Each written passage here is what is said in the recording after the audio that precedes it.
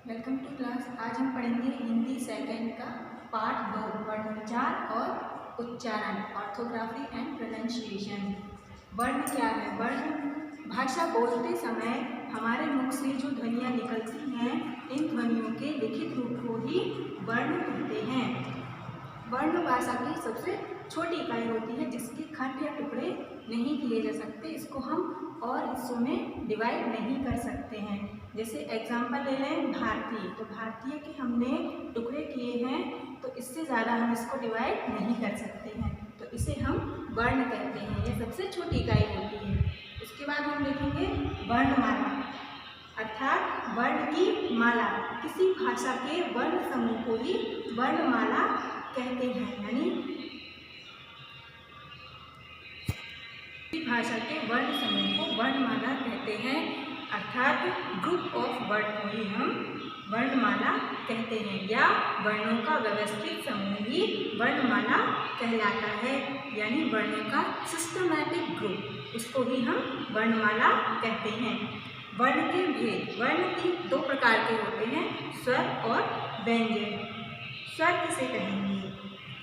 जिन वर्णों के उच्चारण में अन्य वर्ण की सहायता नहीं ली जाती है उन्हें हम स्वर कहते हैं। जैसे अ से लेकर अ तक, ये आपके स्वर कहलाएंगे।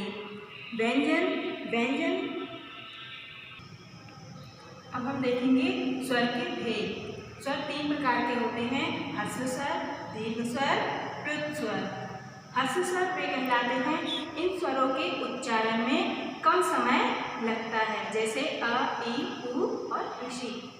सेकंड है दीर्घ स्वर। दीर्घ स्वर इन स्वरों के उच्चारण में ह्रस्व स्वर से 2 गुना समय लगता है, जैसे अ, ई, उ, ए, ऐ, ओ, औ। थर्ड है प्लुत स्वर। इन स्वरों के उच्चारण में ह्रस्व स्वर से तिगुना यानी 3 गुना समय लगता है, जिसका प्रयोग हम किसी को पुकारने के लिए करते हैं, जैसे ओम, सुनो। इसके बाद देखेंगे अयोगवाह। अयोगवाह में हम अं और अह को लेते हैं। जैसे ये स्वर और व्यंजन में नहीं आते क्योंकि इनकी स्वतंत्र गति नहीं होती है, इसलिए ये स्वर और व्यंजन दोनों में नहीं आते हैं। जैसे कि कंघा, प्रातः, अतः, ये इसके उदाहरण हैं।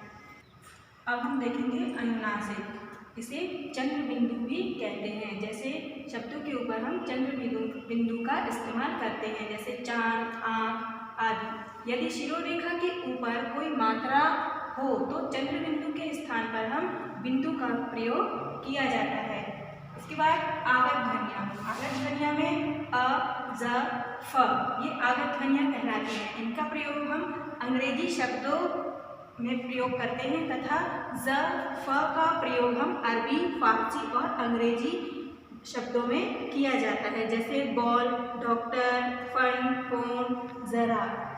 इसके बाद हम देखेंगे सेकंड व्यंजन। व्यंजन की परिभाषा, जिन वर्णों के उच्चारण में अन्य वर्ण की सहायता ली जाती है उन्हें हम व्यंजन कहते हैं। स्वर में अन्य वर्ण की सहायता नहीं ली जाती थी, लेकिन व्यंजन में अन्य वर्ण की सहायता ली जाती है, इसलिए इन्हें व्यंजन कहते हैं। स्वर रहित व्यंजन लिखने के लिए, अर्थात बिना स्वरों के व्यंजन लिखने के लिए उसके नीचे हम हलंत का प्रयोग करते हैं, जैसे क, ख, ग।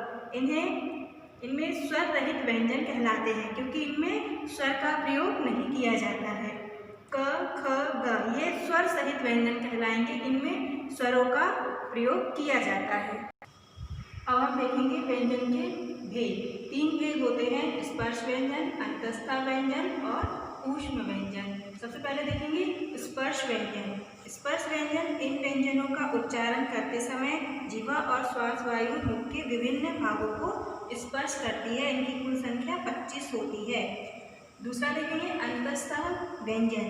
इनका उच्चारण जीभ, तालु, दांत और होठों को सटाने से होता है।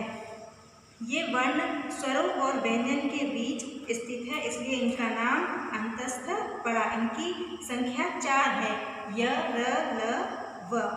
थर्ड देखेंगे ऊष्म व्यंजन। ऊष्म व्यंजन इनका उच्चारण करते समय मुख से वायु की रगड़ के कारण ऊष्मा उत्पन्न होती है, अतः इन्हें ऊष्म व्यंजन कहते हैं। इनकी 4 संख्या होती है, श, स, श और ह। संयुक्त व्यंजन, संयुक्त व्यंजन वे कहलाते हैं। वैसे कोई भी 2 व्यंजन मिल जाने पर संयुक्त व्यंजन कहलाते हैं, किंतु देवनागरी लिपि में यह 4 संयुक्त व्यंजन होते हैं। जैसे छ, छ के लिए हम क, श और अ इनका प्रयोग करेंगे। त्र शब्द के लिए हम त, र और आ का प्रयोग करेंगे। इसी तरह से द्वित्व व्यंजन, जब 2 समान व्यंजनों का एक साथ प्रयोग किया जाता है तो उसे द्वित्व व्यंजन कहते हैं। जैसे उत्तर, सज्जन, बच्चा, सच्चा, जिनमें 2 शब्दों का 2 बार प्रयोग किया जाता है। आधार पर वर्ण 2 प्रकार के होते हैं, अल्पप्राण और महाप्राण। अल्पप्राण जिन वर्णों के उच्चारण में वायु की मात्रा कम होती है, इन्हें अल्पप्राण वर्ण कहते हैं। जैसे इसमें ड, य, र, ल और व शब्द आते हैं। महाप्राण जिन वर्णों के उच्चारण में वायु की अधिक मात्रा होती है, उन्हें महाप्राण वर्ण कहते हैं। जैसे ड, श, स, ह।